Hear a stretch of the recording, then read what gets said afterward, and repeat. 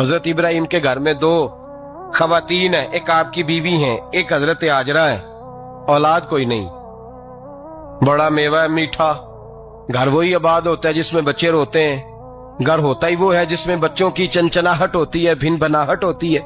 حضرت ابراہیم نے ایک بچہ روتے ہوئے دیکھا تو آنکھوں میں آنسو آئے، کہنے لگے ربی حب لی من الصالحین، یا اللہ مجھے بھی نیک اولاد عطا کر دے۔ حضرت سارہ نے سن لیا، کہنے لگی ابراہیم شاید میرے بطن سے تو آپ کو نصیب نہیں، ہاجرہ سے نکاح کر لو۔ جناب ہاجرہ سے نکاح ہوا۔ اللہ تو بڑا بے نیاز ہے، رب کریم نے حضرت اسماعیل جیسا خوبصورت بیٹا عطا فرمایا۔ بیٹا کالا سیاہ بھی ہو تو سینے کی ٹھنڈک ہوتا ہے، پر یہ تو وہ بیٹا ہے جس کی پیشانی میں نور محمدی چمکتا ہے صلی اللہ علیہ وسلم۔ حضرت سیدنا اسماعیل علیہ اتنے خوبصورت، اب جس بیوی کے ہاں بیٹا تھا بیٹھنا اٹھنا بھی زیادہ اس کے پاس، آنا جانا بھی اس کے پاس، توجہ ادھر ہو گئی۔ جناب سارا رشک کرنے لگی، ایک دن کہنے لگی اسے چھوڑ آ جنگل میں، وادی غیر ذی زرع مکے کے پاس۔ بھائی ایک بیٹا عالم دین بنا لو، کہنے لگا روٹی کہاں سے کھائے گا؟ تیرے 5 بیٹے ہیں، کو حافظ قرآن بنا، کہتے روٹی کہاں سے کھائے گا؟ وہ بچہ بھی کہتا ہے میں کہاں سے کھاؤں گا؟ حضرت ابراہیم علیہ السلام تو چند مہینے کا بچہ چھوڑ آئے، تو کہاں سے روٹی کھائی حضرت اسماعیل نے؟ کہاں سے کھائی ان کی اماں نے روٹی؟ کہ مر جاتے ہیں یہ سارے۔ میں بڑی ذمہ داری سے کہا کرتا ہوں کہ جتنی خوبصورت روٹی اللہ کریم دین کے خادموں کو عطا کرتا ہے شاید کسی اور کے نصیب ہوتی ہو، لیکن ہم لوگ توجہ ہی نہیں کر رہے، ہمارا ذوق ہی نہیں بن رہا، ہم یہ محنت ہی نہیں کر رہے کہ قوم کو مستند علماء کی ضرورت ہے، علاقوں کے علاقے خالی ہیں، ادھر ہمارا مزاج ہی نہیں بن رہا، توجہ ہی نہیں دین کی خاطر۔ اور پھر چلے بچے تو بعد کی بات ہے نا، جو ابھی خود جوان ہے وہ بھی یہ دعا، ایک صاحب مجھے کہنے لگے میں دعا مانگ رہا ہوں اللہ مجھے بیٹا دے تو میں اسے دین پہ لگاؤں گا، تو میں نے کہا آپ بھی بوڑھے نہیں ہوئے، آپ خود ہی لگ جائیں، بیٹا تو ابھی آئے گا تو لگے گا نا، تو آپ تو اس وقت ہے تو آپ تو پہلے لگے نا صاحب، 2 گھنٹے تو نکال کے آئے، دین سیکھنے کو کافی ہے۔ آپ اتنی لمبی سوچ رہے ہیں کہ بچہ آئے گا تو بڑا ہوگا تو وہ جائے گا تو دیکھی جائے گی، ابھی تو آپ ہیں تو آپ تو آؤ۔ حضرت ابراہیم نے بچہ وہاں چھوڑا۔ یہاں سے جو عمرہ کرنے لوگ جاتے ہیں نا، جو حج کرنے جاتے ہیں، ان کو پتا ہے کہ وہاں دنیا کی ہر نعمت ملتی ہے، پھر بھی ڈبل ٹرپل پیسے لوگ جیبوں میں ڈال کے جاتے ہیں۔ حضرت ابراہیم جب وہاں لے کے گئے تو کوئی انسان نہیں تھا، پانی کا قطرہ نہیں تھا، 2 کلو کھجوریں، ایک مشکیزہ، بیوی کو تھمایا۔ ہمارے گھر میں ہزاروں چیزیں پڑی ہیں، لیکن وہ جو توکل ہے نا وہ ختم ہو گیا ہے۔ اللہ دے گا، حلال حلال پہ قناعت کرے، جائز جائز پہ بھروسہ کرے، رب کریم عطا کرنے والا ہے، وہ مزاج ختم ہو گیا۔ حضرت سیدنا ابراہیم علیہ السلام 2 کلو کھجوریں، ایک مشکیزہ پانی کا دے کر کے، اور وہاں بٹھایا آپ نے اپنے بچے کو اور اپنی زوجہ جناب ہاجرہ کو، اور بٹھا کر کے یہ واپس پلٹنے لگے تو حضرت ہاجرہ سلام اللہ علیہ نے آواز دی، کہا ابراہیم کس کے سہارے پہ چھوڑ کے جا رہے؟ جہاں آب زمزم کا کنواں ہے نا، جو لوگ گئے ہیں جنہوں نے صفا مروہ کی صحیح کی ہے، صفا مروہ سے باہر نکلے نا، سرکار کی ولادت کا مقام ہے، اس جگہ پہ آب زمزم کا کنواں تھا، وہاں حضرت سیدنا ہاجرہ کو بٹھایا، کوئی چیز نہیں، کوئی درخت نہیں، کوئی کھیت نہیں، کوئی پانی نہیں، کوئی کنواں نہیں، وہاں بٹھایا اور بٹھا کر کے نکلنے لگے تو جناب ہاجرہ فرمانے لگی ابراہیم کس کے سہارے پہ چھوڑ کے جا رہے ہو؟ کہنے لگے اللہ کے سہارے پہ۔ تو پاک باز بی بی نے ایک لفظ پوچھا، کہا ابراہیم یہ میرے رب کا حکم ہے، یہ میرے، بس جن کا عقیدہ توحید مضبوط ہو ان کے لیے ایک جملہ کافی ہوتا ہے، یہ میرے اللہ کا حکم ہے۔ تو جناب ابراہیم علیہ السلام فرمانے لگے ہاجرہ ہاں رب کا حکم ہے۔ جب یہ لفظ کہے تو چاہیے تھا نا حضرت ابراہیم تسلی دیتے، تو بی بی صاحبہ تسلی دینے لگی، عرض کرنے لگی ابراہیم اگر اللہ کا حکم ہے تو پھر آپ ہماری فکر نہ کرنا، اگر یہ رب کا حکم ہے تو پھر ہماری فکر نہ کرنا، جس رب نے ہمیں یہاں تک پہنچایا ہے وہ ہمیں کبھی بھی ضائع نہیں فرمائے گا، پھر فکر نہ کرنا۔ حضرت ابراہیم آ گئے، بات آپ نے سنی ہوئی ہے، اشارہ کرنا مقصود ہے۔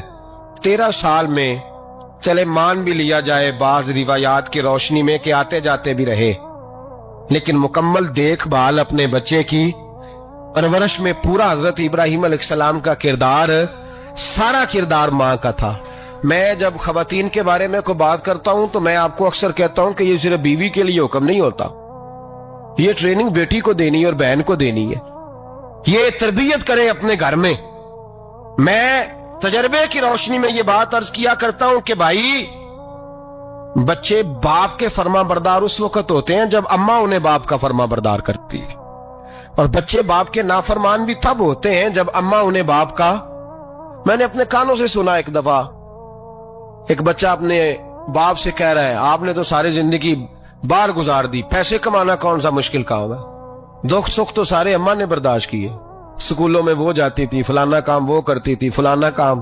اب یہ سوچ اس کی ذاتی تو نہیں، یہ اس کو دی گئی ہے، اور اگر اس کو یہ سوچ دے دی جائے کہ اماں کہے کہ میں تو اپنوں میں رہی ساری زندگی، میں نے تو اپنوں میں وقت گزارا، اور تیرا باپ تو کئی دفعہ جنازے بھی نہیں پڑھ سکا، اس نے تو ماں باپ ایسے دفن کر دیے، وہ اگر یہ سوچ فراہم کرے تو پھر بچہ باپ کا فرما بردار ہوتا ہے۔ اور یہ والی روایتیں ہم بیوی کو سناتے ہیں، حالانکہ کس کو سنانی چاہیے؟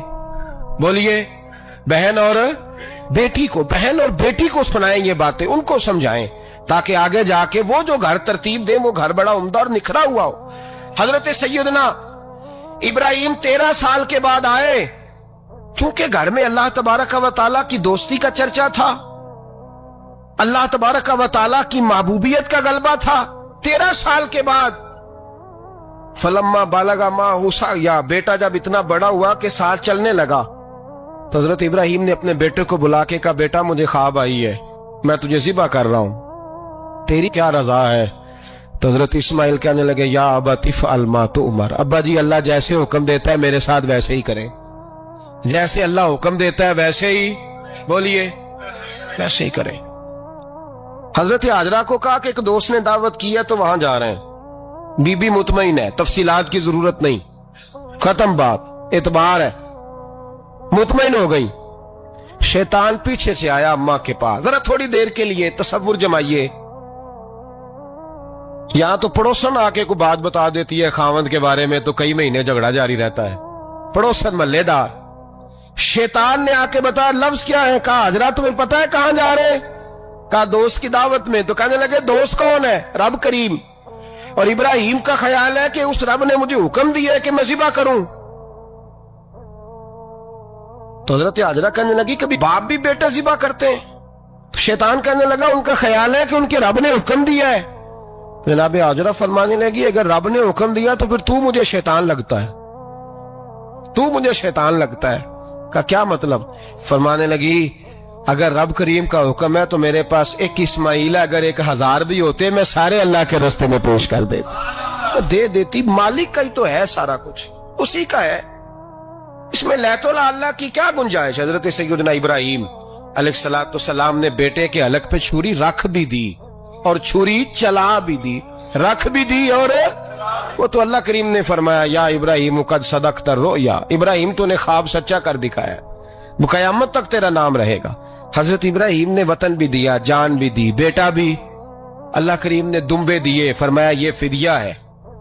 اب یہ قربانی قیامت تک حضرت ابراہیم کے طریقے کے مطابق جاری ہے۔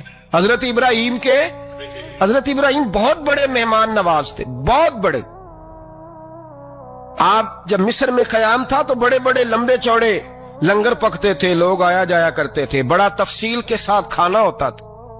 مہمان نوازی آپ کی خاص صفت مبارکہ ہے، ہمارے ہاں بھی مہمان نوازی ہوتی ہے امیروں کی، بلکہ اب تو مہمان نوازی اس طرح کی ہے کہ کل تیری میرے پاس دعوت ہے اور پرسوں میری تیرے پاس ہے، وہی امیروں میں وہ چکر رہتا ہے، پارٹیاں دوست ایک دوسرے کو ڈالتے ہیں، تیری طرف پارٹی تیری طرف، اور اسی انداز میں اب یہ عید آئے گی نا، ٹکا پارٹیاں ہوں گی جگہ جگہ، اور لوگ سوال پوچھنے لگے ابھی سے، کہتے ہیں قربانی کا کتنا گوشت گھر رکھنا جائز ہے؟ قربانی کا کتنا گوشت گھر رکھنا جائز ہے؟ سارا ہی جی، اس لیے فریزر لے لیں، فریج سے نہیں کام چلے گا، سارا ہی جہاز گھر رکھنا سارا ہی جائز ہے، رکھ لیں۔ او خدا کے بندے، قربانی وہ بندہ دیتا ہے جو سارا سال ہی گوشت کھاتا ہے، صحیح کہہ رہا ہوں؟ قربانی صاحب نصاب صاحب استطاعت بندہ دیتا ہے نا، تو وہ سارا سال ہی گوشت، تو سارا گھر میں رکھنا بھی جائز ہے، لیکن سارا دے دینا بھی تو جو آ رہی ہے اس پہ کیوں توجہ کرتے ہو؟ جو دوسرا جائز ہے اس پہ کیوں نہیں عمل کرتے؟ سارا تقسیم کر دیں، بات ختم ہوئی۔ یقین کریں، محرم میں جا کے دوست ٹیلی فون کر کے سوال پوچھتے ہیں، کہتے ہیں صاحب سنا ہے قربانی کا گوشت محرم میں کھانا جائز نہیں۔ میں کہ نہیں، ربیع الاول چ بھی جائز جے، رجب رمضان تک کھاؤ، کوئی بندہ نہیں منع کرتا، اس لیے کہ کسی کو دینا تو پسند ہی نہیں۔ یا پھر اس میں سے جو خاص خاص چیزیں ہیں وہ اپنی فریج میں، اور باقی جو ہے وہ دوسروں کے لیے۔ یہ کیا طریقہ ہے ہمارا؟ قربانی اسلام کا ایک خوبصورت ترین عمل ہے، یہ محبوب ترین عبادت ہے اللہ تعالیٰ کی۔ قربانی اپنی فضیلت کے لحاظ سے، عظمت کے لحاظ سے، اپنی بلندیوں کے لحاظ سے دین میں بڑا مقام رکھتی، لیکن ہر چیز کا رنگ روپ بدل دیا جاتا ہے نا، چونکہ قربانی چلی آ رہی تھی حضرت ابراہیم خلیل اللہ علیہ السلام سے، تو اہل عرب جو تھے مشرکین مکہ قربانی کا تعارف وہ بھی رکھتے تھے، پر وہ قربانی کی حقیقت کو، قربانی کی حکمت کو، قربانی کے حسن کو، قربانی سے پھوٹنے والی روشنی کو سمجھنے سے ناآشنا تھے۔ وہ کیا کرتے تھے کہ جب وہ کوئی قربانی کا جانور ذبح کرتے تو اس کا جو خون ہوتا وہ بیت اللہ شریف کی دیواروں کے ساتھ مل دیتے۔ قربانی کے جانور کا جو گوشت ہوتا وہ لا کے بتوں کے سامنے رکھتے کہ یہ خون کعبے کی دیوار سے خون ملنے سے اور بتوں کے آگے گوشت رکھنے سے شاید ہماری قبولیت ہو جائے گی، ہم نے جانور ذبح کیا ہے۔ کمال ہے میرے رب کریم کی کتاب کا انداز بھی۔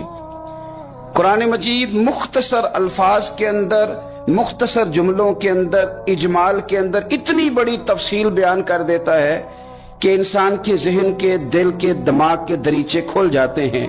اللہ کھانے پینے سے پاک ہے، بے نیاز ہے مالک۔ رب کریم نے فرمایا لن ینال اللہ لحومها، فرمایا ہرگز نہیں پہنچتا اللہ کی بارگاہ میں تمہارا گوشت، ولا دماؤها، اور نہ ان کے خون، نہ اس جانور کا گوشت اللہ کی بارگاہ میں پہنچتا ہے، نہ خون پہنچتا ہے، تو مالک پہنچتا کیا ہے؟ ولیکن ینالہ التقوی منکم، بلکہ رب کی بارگاہ میں تو تمہارے دلوں کا تقوی پہنچتا ہے۔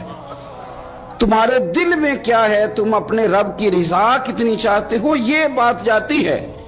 گوشت اور خون تو یہاں رہ گیا، فرمایا نہ اللہ کی بارگاہ میں خون پہنچ رہا ہے جانور کا، نہ گوشت پہنچ رہا ہے، دل کا تقوی پہنچ رہا ہے۔ معنی کیا ہے کہ جانور خریدتے وقت بھی اپنے دل سے پوچھنے نا تیرا دل کیا کہتا ہے، نیت کس سے جانور تو لے رہا، تیرا ارادہ کیا ہے، اور جب تو ذبح کرے تو بھی اپنے دل پہ توجہ رکھ، تیرے دل میں اس کے لیے کیا ہے، تیرے دل کے اندر تقوی کتنا ہے، اللہ کی رضا حاصل کرنے کا جذبہ کتنا ہے۔ اور جب تو اس کا گوشت بانٹے تو پھر بھی تیری نظر آنے والے بندے پر نہیں ہونی چاہیے، جس گھر میں گوشت جا رہا ہے اس گھر پر تیری نظر نہیں ہونی چاہیے، بلکہ تیری نظر تو رب کی رضا پہ رہنی چاہیے۔ اللہ کی بارگاہ میں جو چیز جائے گی وہ دل کا تقوی جائے گا، اپنے دل پر محنت کی جائے، دل کی خواہشات، دل کی نیتوں کو، ارادوں کو صحیح کیا جائے۔ ایک آیت نے سارا فلسفہ بیان کر دیا کہ نہ وہاں خون جاتا ہے نہ گوشت جاتا ہے، وہاں تو تمہارے دل کا تقوی جاتا ہے، تو جس چیز نے وہاں جانا ہے اس پر زیادہ توجہ ہونی چاہیے تھی، اس کا زیادہ خیال ہونا چاہیے تھا۔ یہ فلسفہ ہے قربانی کا کہ آپ کی نیت کیا ہے، کسی کام کے لیے آپ کا ارادہ کیا ہے۔ ہمارے ہاں قربانی کے ساتھ جس طرح جانور منسلک ہے نا، کہ قربانی میں جانور ہونا بڑا ضروری ہے اور قربانی کے لیے پیسے ہونا بڑا ضروری ہے، اسی طرح قربانی کے اس سارے سیزن کے اندر کسائی کا بھی بڑا رول ہے، اس کا بھی ایک بڑا کردار ہے، وہ بھی بڑی اہمیت کی حامل پرسنالٹی ہے ان دنوں میں، اور پہلے سے بڑے سارے معاملات ہیں، اور اس دن کسائیوں کے جو معاملات ہیں ان کی جو بھاگ دوڑ ہے وہ بھی ایک پوری داستان ہے، چونکہ بہت ساری جگہوں پہ انہوں نے جانا ہوتا ہے، اور جہاں وہ بیٹھے ہوتے ہیں ان کو بھی کافی جلدی ہوتی ہے کہ جلدی سے جانور ذبح ہو جائے، جلدی سے گوشت بن جائے، اور جس جگہ انہوں نے بعد میں جانا ہوتا ہے ان کے بھی 15 فون آ چکے ہوتے ہیں، تو وہ جو خاص اسلام حکم دیتا ہے اس موقع پر، اور نبی پاک علیہ الصلوۃ والسلام کی جو خاص نصیحتیں ہیں اور हुजूर ने जो खास एहतियातें बताई हैं वो एहतियातें पूरी नहीं होती। देखें, आप इस फलसफे को समझें कि कुर्बानी की तारीफ ये है कि मखसूस जानवर मखसूस वक्त में अल्लाह की रिजा के लिए ज़िबा करना है, अल्लाह की रिजा के लिए। अब ये नहीं है कि आपने फटाफट आओ देखा ना ताओ देखा, जिस तरह की छुरी आपको मिल गई, जिस तरह हो सका बस उसको मार देना है, उसे ज़िबा करना है और अच्छे तरीके से करना है। यह हदीस आपको सियासत्ता में मिलेगी, मुस्लिम शरीफ में मिलेगी, अबू दाऊद शरीफ में मिलेगी। हजरत शद्दाद बिन औस रज़ी अल्लाह ताला अन्हु हदीस के रावी हैं।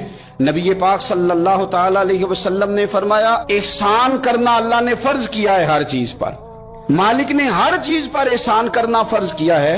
तो फरमाया जब तुम ज़िबा करो तो अच्छे तरीके के साथ ज़िबा करो, छुरी को तेज करो और फरमाया ज़िबा होने वाले जानवर को आराम पहुंचाओ, अच्छे तरीके से ज़िबा करो, छुरी तेज हो, उसे आराम हो, उसे तकलीफ ना पहुंचाओ, अच्छे तरीके से ज़िबा करो, उसे ठंडा हो लेने दो, फिर उसकी खाल उतारी जाए, थोड़ी एहतियात की जाए, अच्छे तरीके से चीजों को लिया जाए। आप देखिए हुजूर एक बात करते हैं लेकिन सोच के धारे बदल के रख देते हैं। रसूल करीम सल्लल्लाहु अलैहि वसल्लम गुजर रहे थे तो एक शख्स ने बकरी के पहलू पर पैर रखा हुआ था और वो छुरी तेज कर रहा था, यानी बकरी को उसने गिराया हुआ है, लिटाया हुआ है और पहलू पर पैर रखा हुआ है और साथ साथ वो छुरी तेज कर रहा है। तो नबी पाक सल्लल्लाहु अलैहि वसल्लम ने क्या खूबसूरत बात इरशाद फरमाई। हुजूर अलैहिस्सलाम फरमाने लगे, तुम इसे दो मौतें देना चाहते हो, दोहरी तकलीफ में गोया तुम मुब्तला करना चाहते हो, इसके सामने ही तुम छुरियां तेज कर रहे हो। हुजूर फरमाने लगे, दो मौतें देना चाहते हो, चाहिए था कि पहले से ये सारे औजार तुम्हारे तैयार होते तो उस दिन किसी इमरजेंसी का शिकार ना हो। 3 दिन शरीयत ने इसीलिए तो रखे थे, इसीलिए तो वक्त रखा था। आप इस तरह का कोई माहौल ना बनाएं जिससे जानवर को भी तकलीफ हो, अजियत हो। मैंने कहा कि मेरे करीम फरमाते हैं रब ने हर चीज पर एहसान करना फर्ज किया, अच्छे तरीके से ज़िबा करें, छुरी को तेज करें, जानवर को आराम पहुंचाएं। लेकिन दुख की बात यह है कि हम एक दूसरे का साथ नहीं देते, मकरूज ज़हनी अजियत का शिकार है। 3 दिन है ना ईद के, तो एक जोड़े से भी गुजारे जा सकते हैं, एक से भी। अक्सर लोग तो वैसे ही ईद की नमाज पढ़ के सो जाते हैं और जो बेदार भी हैं वो भी कपड़े बदल करके जानवर के ज़िबा में मशगूल हैं। हमने इस ईद पे कोशिश करनी है कि हमारी गली में, हमारे मोहल्ले में, हमारे दाएं बाएं थोड़ा सफ़र करें, बच्चों को देखें, सरकारी स्कूल से निकलते बच्चों को देखें, मसाजिद मदारस से निकलते बच्चों को देखें। हम ना एक एक दो दो का साथ दें। मैंने जुमे में अमीर लोगों से कहा था कि कुर्बानियां करनी तो है ही, तो तुम तो सारा साल गोश्त खाते हो। क्या आपको बताऊं कि हम उस वतन में रहते हैं जहां फ्रिज और फ्रीजर बड़ी से पहले ज्यादा बिकते हैं। फ्रिज नहीं ले आओ, बड़ी ले आओ, चूंकि गोश्त सेव करना है, सारा साल भी तो मिलता है ना अमीरों। मैंने तो कहा था उस गांव में ले जाओ जहां कुर्बानी कोई नहीं कर रहा, ज़िबा ही वहां जाके कर लो। थोड़ी सी गुंजाइश बनाएं अपने दिलों में। ये जरूरी नहीं कि सामने वाला आपका शुक्रिया भी अदा करे, अपने घरों में थोड़ा हौसला कनात लाएं। हजरत आयशा सिद्दीक़ा रज़ी अल्लाह ताला अन्हा फरमाती हैं, ऐसा नहीं था कि हमारे घर के अंदर माल नहीं आता था, अल्लाह के फजल से बड़ा कुछ आता था, लेकिन फरमाती हम इसार कर दिया करते थे। हुजूर का मिजाज इसार कर देने का है। याद रखना, शम्मा से अगर कई शम्मे जल जाएं तो इसकी रोशनी में कभी कमी नहीं आती। हजारों दिए भी जल जाएं तो ये दिए मांद नहीं पड़ते। महंगाई बड़ी जोर की हो गई, गरीब आदमी की आजमाइश बढ़ गई। हमेशा महंगाई से गरीब लोग मुतासिर होते हैं। अमीरों की तो चीजें महंगी हो जाती हैं, वो तो सिंगल उन्होंने जमा की होती हैं, महंगी होती हैं तो डबल में बेचते हैं। गरीब पिसता है। लेकिन दुख की बात यह है कि हम एक दूसरे का साथ नहीं देते, मकरूज ज़हनी अजियत का शिकार है। 3 दिन है ना ईद के, तो एक जोड़े से भी गुजारे जा सकते हैं, एक से भी। अक्सर लोग तो वैसे ही ईद की नमाज पढ़ के सो जाते हैं और जो बेदार भी हैं वो भी कपड़े बदल करके जानवर के ज़िबा में मशगूल हैं।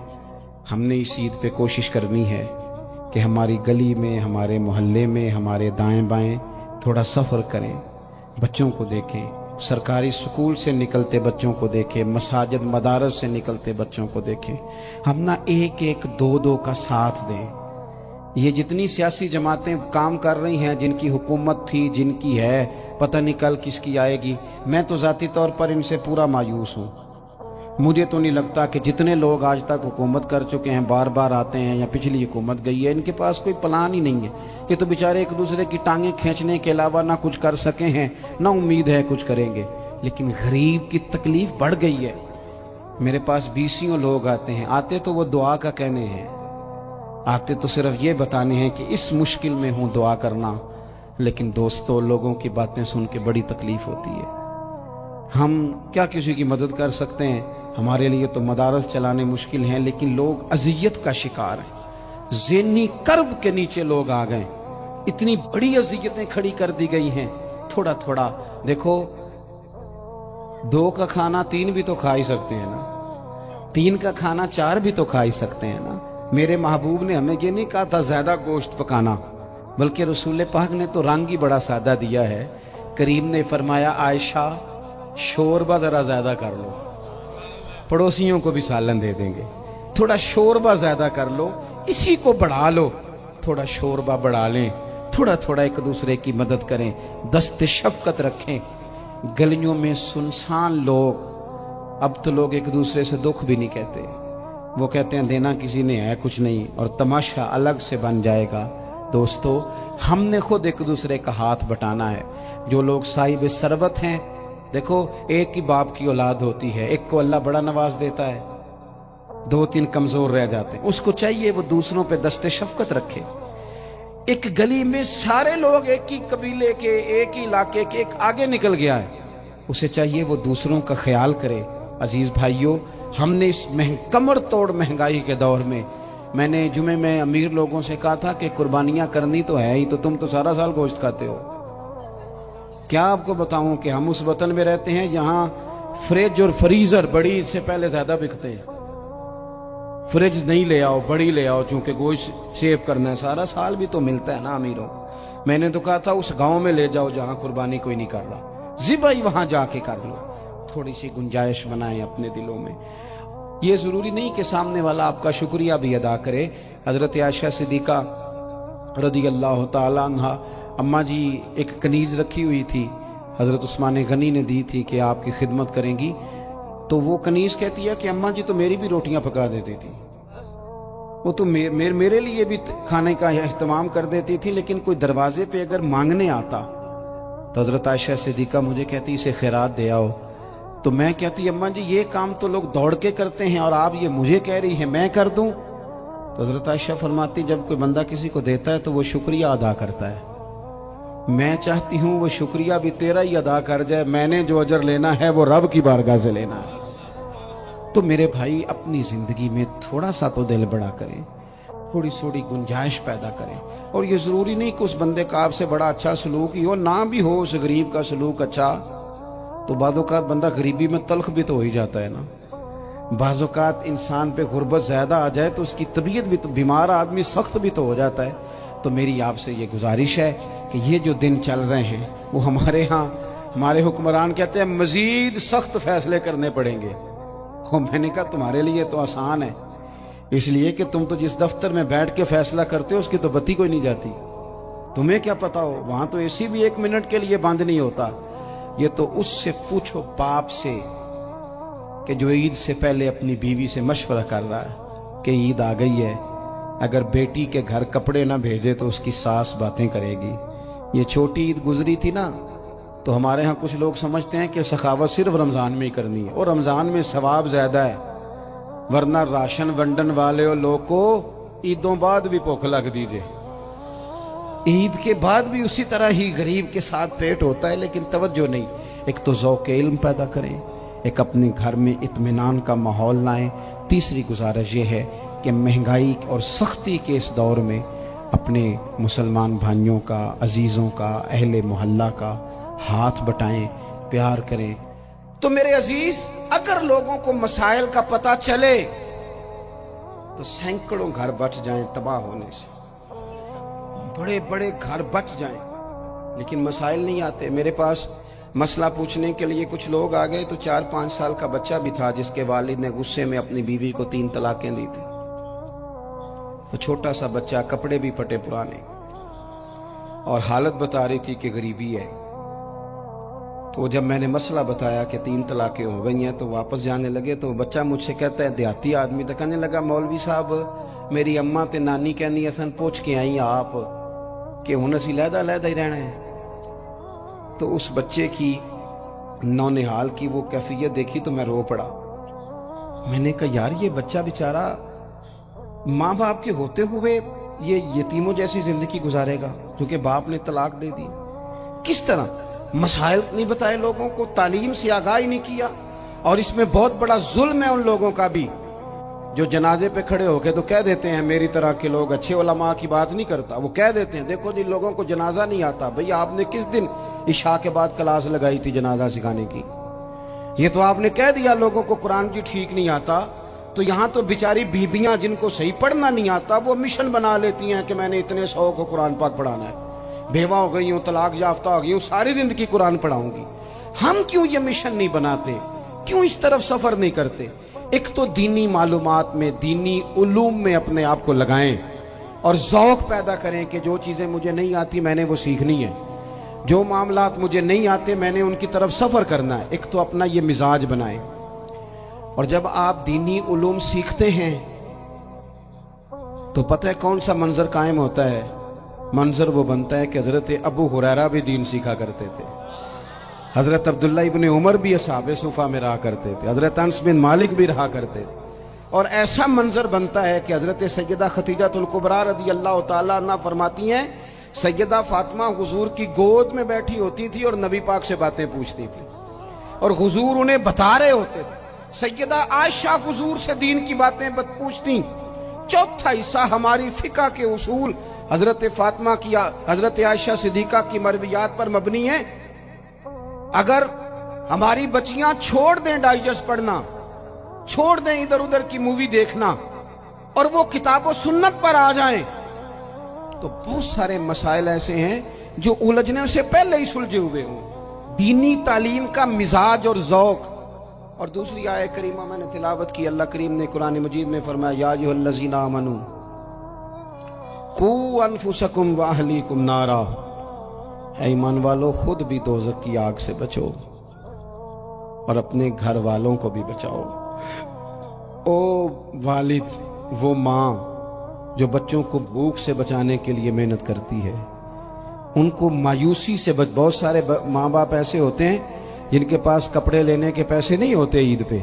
क्यों? अजान शुरू होगी जी। अजीज भाई, जिस तरह हम अपने बच्चों को देखें, बहुत सारे माँ बाप के पास गुंजाइश नहीं होती, लेकिन इस नीयत से कि बच्चों के दिल टूट जाएंगे, ईद पे कैसे गुजारा करेंगे, मुश्किल से भी कपड़े खरीद के देते। इस तरह हम अपने बच्चों को भूख से, प्यास से, मायूसी से बचाते हैं। इस तरह हमारे रब ने हमारे जिम्मे लगाया है कि तुम अपने बच्चों को कोशिश करो दोज़ख की आग से बचाने की। हज़रत उमर फारूक रदी अल्लाह तआला अन्हु ने अर्ज़ किया था, या रसूल अल्लाह सल्लल्लाहु तआला अलैहि वसल्लम, इस आया करीमा का माना क्या है? तो महबूब करीम अलैहिस्सलाम ने फरमाया, उमर, जिन चीज़ों का अल्लाह तुम्हें हुक्म देता है तुम अपने घर वालों को उन चीज़ों का हुक्म दो। जिन चीज़ों से रब रसूल तुम्हें मना करते हैं अपने घर वालों को उनसे रोको।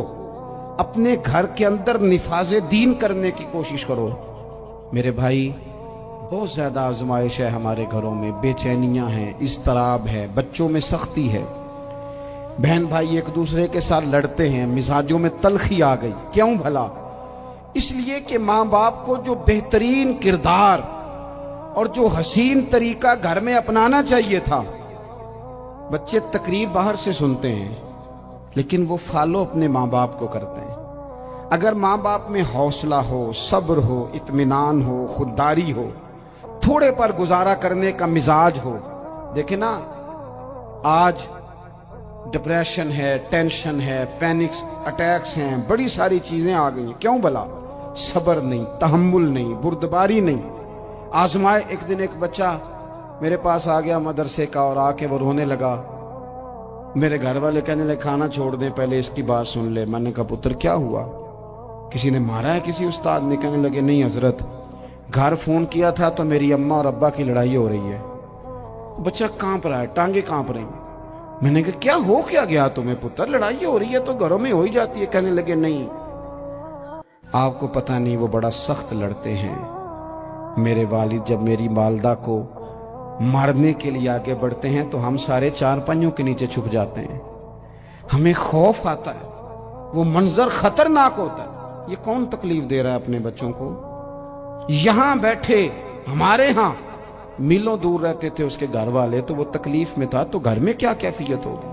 अगर हौसला हो, सब्र हो, कनात हो, अल्लाह के दिए हुए थोड़े रिस्क पर हमें राजी रहना आता हो, हमारे घरों में सुकून आए, इत्मीनान आए, हम जो जिंदगी बड़ी खुशी खुशी गुजार सकते हैं। हमारे मिजाजों का लालच, हमारी तबीयतों की बेराह रवी, हमारी झूठी अनाकब्बत, उन सारी चीजों को खत्म कर देता है। अपनी जिंदगी के अंदर अगर हम वो किरदार अपने बच्चों को दें, थोड़ा शोरबा बढ़ा लें, थोड़ा थोड़ा एक दूसरे की मदद करें, दस्त शफकत रखें। गलियों में सुनसान लोग, अब तो लोग एक दूसरे से दुख भी नहीं कहते, वो कहते हैं देना किसी ने है कुछ नहीं, और तमाशा अलग से बन जाएगा। दोस्तों, हमने खुद एक दूसरे का हाथ बटाना है। जो लोग साहिब सरबत हैं, देखो एक ही बाप की औलाद होती है, एक को अल्लाह बड़ा नवाज देता है, 2-3 कमजोर रह जाते हैं। उसको चाहिए वो दूसरों पे दस्ते शफकत रखे। एक गली में सारे लोग एक ही कबीले के, एक ही इलाके के, एक आगे निकल गया है, उसे चाहिए वो दूसरों का ख्याल करे। अजीज भाइयों, हमने इस कमर तोड़ महंगाई के दौर में, मैंने जुमे में अमीर लोगों से कहा था कि कुर्बानियां करनी तो है ही, तो तुम तो सारा साल गोश्त खाते हो। क्या आपको बताऊं कि हम उस वतन में रहते हैं जहां फ्रिज और फ्रीजर बड़ी से पहले ज्यादा बिकते हैं। फ्रिज नहीं ले आओ, बड़ी ले आओ, चूंकि गोश्त सेव करना है, सारा साल भी तो मिलता है ना अमीरों। मैंने तो कहा था उस गांव में ले जाओ जहां कुर्बानी कोई नहीं कर रहा, ज़िबाई वहां जाके कर लो। थोड़ी सी गुंजाइश बनाएं अपने दिलों में। ये जरूरी नहीं कि सामने वाला आपका शुक्रिया भी अदा करे। हजरत आयशा सिद्दीका रदी अल्लाह तआला अन्हा, अम्मा जी एक कनीज रखी हुई थी, हजरत उस्मान गनी ने दी थी कि आपकी खिदमत करेंगी। तो वो कनीज कहती है कि अम्मा जी तो मेरी भी रोटियां पका देती थी, वो तो मेरे लिए भी खाने का एहतमाम कर देती थी, लेकिन कोई दरवाजे पे अगर मांगने आता तो हजरत आयशा सिद्दीका मुझे कहती इसे खैरात दे आओ। तो मैं कहती अम्मा जी ये काम तो लोग दौड़ के करते हैं और आप ये मुझे कह रही है मैं कर दूं? तो हजरत आयशा फरमाती जब कोई बंदा किसी को देता है तो वो शुक्रिया अदा करता है। मैं चाहती हूं वो शुक्रिया भी तेरा ही अदा कर जाए, मैंने जो अजर लेना है वो रब की बारगाह से लेना है। तो मेरे भाई अपनी जिंदगी में थोड़ा सा तो दिल बड़ा करें, थोड़ी थोड़ी गुंजाइश पैदा करें। और ये जरूरी नहीं कि उस बंदे का आपसे बड़ा अच्छा सलूक ही हो, ना भी हो उस गरीब का सलूक अच्छा, तो बाज़-औक़ात बंदा गरीबी में तल्ख भी तो हो ही जाता है ना। बाज़-औक़ात इंसान पे गुर्बत ज्यादा आ जाए तो उसकी तबीयत भी तो, बीमार आदमी सख्त भी तो हो जाता है। तो मेरी आपसे ये गुजारिश है कि ये जो दिन चल रहे हैं वो हमारे यहाँ हमारे हुक्मरान कहते हैं मजीद सख्त फैसले करने पड़ेंगे। वो मैंने कहा तुम्हारे लिए तो आसान है, इसलिए कि तुम तो जिस दफ्तर में बैठ के फैसला करते हो उसकी तो बत्ती कोई नहीं जाती, तुम्हें क्या पता हो, वहां तो एसी भी 1 मिनट के लिए बंद नहीं होता। ये तो उससे पूछो पाप से कि जो ईद से पहले अपनी बीवी से मशवरा कर रहा है कि ईद आ गई है, अगर बेटी के घर कपड़े ना भेजे तो उसकी सास बातें करेगी। ये छोटी ईद गुजरी थी ना, तो हमारे यहाँ कुछ लोग समझते हैं कि सखावत सिर्फ रमजान में ही करनी है, और रमजान में सवाब ज्यादा है, वरना राशन वंडन वाले और लोग को ईदों बाद भी भूख लग दीजिए, ईद के बाद भी उसी तरह ही गरीब के साथ पेट होता है, लेकिन तवज्जो नहीं। एक तो ज़ौक़ इल्म पैदा करें, एक अपने घर में इत्मीनान का माहौल लाएं। तीसरी गुजारिश ये है कि महंगाई और सख्ती के इस दौर में अपने मुसलमान भाइयों का, अजीज़ों का, अहले मोहल्ला का हाथ बटाएं, प्यार करें। तो मेरे अजीज, अगर लोगों को मसाइल का पता चले तो सैकड़ों घर बच जाएं तबाह होने से, बड़े बड़े घर बच जाएं, लेकिन मसाइल नहीं आते। मेरे पास मसला पूछने के लिए कुछ लोग आ गए तो 4-5 साल का बच्चा भी था जिसके वालिद ने गुस्से में अपनी बीवी को 3 तलाकें दी थी। तो छोटा सा बच्चा, कपड़े भी फटे पुराने, और हालत बता रही थी कि गरीबी है। تو جب میں نے مسئلہ بتایا کہ 3 طلاقیں ہو گئی ہیں تو واپس جانے لگے، تو بچہ مجھ سے کہتا ہے، دیہاتی آدمی تو کہنے لگا مولوی صاحب میری اماں تے نانی کہنی اسن پوچھ کے آئی آپ کہ ہن اسی علیحدہ علیحدہ ہی رہنا ہے۔ تو اس بچے کی نونہال کی وہ کیفیت دیکھی تو میں رو پڑا۔ میں نے کہا یار یہ بچہ بیچارہ ماں باپ کے ہوتے ہوئے یہ یتیموں جیسی زندگی گزارے گا کیونکہ باپ نے طلاق دے دی۔ کس طرح مسائل نہیں بتائے لوگوں کو، تعلیم سے آگاہی نہیں کیا۔ اور اس میں بہت بڑا ظلم ہے ان لوگوں کا بھی جو جنازے پہ کھڑے ہو کے تو کہہ دیتے ہیں میری طرح کے لوگ، اچھے علماء کی بات نہیں کرتا، وہ کہہ دیتے ہیں دیکھو جن لوگوں کو جنازہ نہیں آتا، بھئی آپ نے کس دن عشاء کے بعد کلاس لگائی تھی جنازہ سکھانے کی؟ یہ تو آپ نے کہہ دیا لوگوں کو قرآن کی ٹھیک نہیں آتا، تو یہاں تو بیچاری بیویاں جن کو صحیح پڑھنا نہیں آتا وہ مشن بنا لیتی ہیں کہ میں نے اتنے 100 کو قرآن پاک پڑھانا ہے، بیوہ ہو گئی ہوں، طلاق یافتہ ہو گئی ہوں، ساری زندگی قرآن پڑھاؤں گی۔ ہم کیوں یہ مشن نہیں بناتے؟ کیوں اس طرف سفر نہیں کرتے؟ ایک تو دینی معلومات میں، دینی علوم میں اپنے آپ کو لگائیں اور ذوق پیدا کریں کہ جو چیزیں مجھے نہیں آتی میں نے وہ سیکھنی ہے، جو معاملات مجھے نہیں آتے میں نے ان کی طرف سفر کرنا ہے۔ ایک تو اپنا یہ مزاج بنائیں، اور جب آپ دینی علوم سیکھتے ہیں تو پتہ ہے کون سا منظر قائم ہوتا ہے؟ منظر وہ بنتا ہے کہ حضرت ابو ہریرہ بھی دین سیکھا کرتے تھے، حضرت عبداللہ ابن عمر بھی اصحاب صفہ میں رہا کرتے تھے، حضرت انس بن مالک بھی رہا کرتے تھے، اور ایسا منظر بنتا ہے کہ حضرت سیدہ خدیجہ الکبریٰ رضی اللہ تعالیٰ عنہ فرماتی ہیں سیدہ فاطمہ حضور کی گود میں بیٹھی ہوتی تھی اور نبی پاک سے باتیں پوچھتی تھی اور حضور انہیں بتا رہے ہوتے تھے۔ سیدہ عائشہ حضور سے دین کی باتیں پوچھتی۔ چوتھا حصہ ہماری فقہ کے اصول حضرت فاطمہ کی، حضرت عائشہ صدیقہ کی مرویات پر مبنی ہے۔ اگر ہماری بچیاں چھوڑ دیں ڈائجسٹ پڑھنا، چھوڑ دیں ادھر ادھر کی مووی دیکھنا اور وہ کتاب و سنت پر آ جائیں تو بہت سارے مسائل ایسے ہیں جو الجھنے سے پہلے ہی سلجھے ہوئے ہوں۔ دینی تعلیم کا مزاج اور ذوق۔ اور دوسری آیت کریمہ میں نے تلاوت کی، اللہ کریم نے قرآن مجید میں فرمایا یا ایھا الذین آمنوا قوا انفسکم واہلیکم نارا، اے ایمان والو خود بھی دوزخ کی آگ سے بچو اور اپنے گھر والوں کو بھی بچاؤ۔ او والد، وہ ماں جو بچوں کو بھوک سے بچانے کے لیے محنت کرتی ہے، ان کو مایوسی سے بہت سارے ماں باپ ایسے ہوتے ہیں جن کے پاس کپڑے لینے کے پیسے نہیں ہوتے عید پہ۔ کیوں؟ اذان شروع ہوگی جی۔ عزیز بھائی، جس طرح ہم اپنے بچوں کو دیکھیں، بہت سارے ماں باپ کے پاس گنجائش نہیں ہوتی، لیکن اس نیت سے کہ بچوں کے دل ٹوٹ جائیں گے، عید پہ کیسے گزارا کریں گے، مشکل سے بھی کپڑے خرید کے دیتے۔ اس طرح ہم اپنے بچوں کو بھوک سے، پیاس سے، مایوسی سے بچاتے ہیں۔ اس طرح ہمارے رب نے ہمارے ذمے لگایا ہے کہ تم اپنے بچوں کو کوشش کرو دوزخ کی آگ سے بچانے کی۔ حضرت عمر فاروق رضی اللہ تعالیٰ عنہ نے عرض کیا تھا یا رسول اللہ صلی اللہ تعالیٰ علیہ وسلم، اس آیہ کریمہ کا معنی کیا ہے؟ تو محبوب کریم علیہ السلام نے فرمایا عمر، جن چیزوں کا اللہ تمہیں حکم دیتا ہے تم اپنے گھر والوں کو ان چیزوں کا حکم دو، جن چیزوں سے رب رسول تمہیں منع کرتے ہیں اپنے گھر والوں کو ان سے روکو، اپنے گھر کے اندر نفاذ دین کرنے کی کوشش کرو۔ میرے بھائی، بہت زیادہ آزمائش ہے ہمارے گھروں میں، بے چینیاں ہیں، اضطراب ہے، بچوں میں سختی ہے، بہن بھائی ایک دوسرے کے ساتھ لڑتے ہیں، مزاجوں میں تلخی آ گئی۔ کیوں بھلا؟ اس لیے کہ ماں باپ کو جو بہترین کردار اور جو حسین طریقہ گھر میں اپنانا چاہیے تھا، بچے تقریر باہر سے سنتے ہیں لیکن وہ فالو اپنے ماں باپ کو کرتے ہیں۔ اگر ماں باپ میں حوصلہ ہو، صبر ہو، اطمینان ہو، خودداری ہو، تھوڑے پر گزارا کرنے کا مزاج ہو۔ دیکھیں نا، آج ڈپریشن ہے، ٹینشن ہے، پینکس اٹیکس ہیں، بڑی ساری چیزیں آ گئی ہیں۔ کیوں بھلا؟ صبر نہیں، تحمل نہیں، بردباری نہیں۔ آزمائے ایک دن ایک بچہ میرے پاس آ گیا مدرسے کا اور آ کے وہ رونے لگا۔ میرے گھر والے کہنے لگے کھانا چھوڑ دیں، پہلے اس کی بات سن لے۔ میں نے کہا پتر کیا ہوا؟ کسی نے مارا ہے کسی استاد نے؟ کہنے لگے نہیں حضرت، گھر فون کیا تھا تو میری اماں اور ابا کی لڑائی ہو رہی ہے۔ بچہ کانپ رہا ہے، ٹانگیں کانپ رہی ہیں۔ میں نے کہا کیا ہو کیا گیا تمہیں پتر؟ لڑائی ہو رہی ہے تو گھروں میں ہو ہی جاتی ہے۔ کہنے لگے نہیں، آپ کو پتہ نہیں، وہ بڑا سخت لڑتے ہیں، میرے والد جب میری والدہ کو مارنے کے لیے آگے بڑھتے ہیں تو ہم سارے چارپائیوں کے نیچے چھپ جاتے ہیں. ہمیں خوف آتا ہے, وہ منظر خطرناک ہوتا ہے. یہ کون تکلیف دے رہا ہے اپنے بچوں کو؟ یہاں بیٹھے ہمارے ہاں میلوں دور رہتے تھے اس کے گھر والے, تو وہ تکلیف میں تھا, تو گھر میں کیا کیفیت ہوگی؟